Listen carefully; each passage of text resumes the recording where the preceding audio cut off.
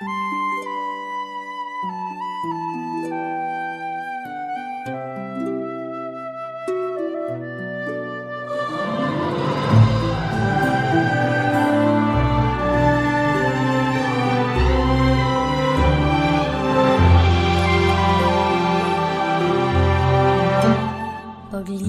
o pagmaya sa ulugon ta,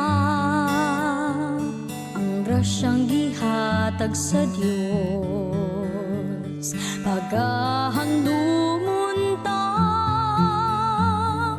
gasa gihatag niya sa unang mga Kristiyano.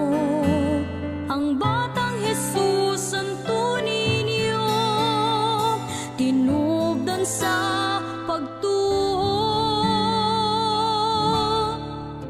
Atong isang ang pagtuo ni Kristo,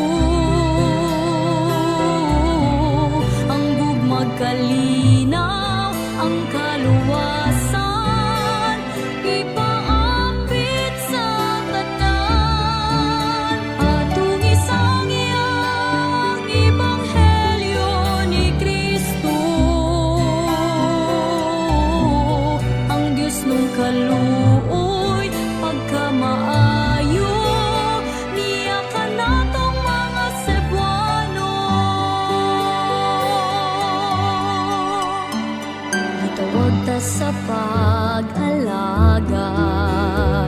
di unay nga paghalad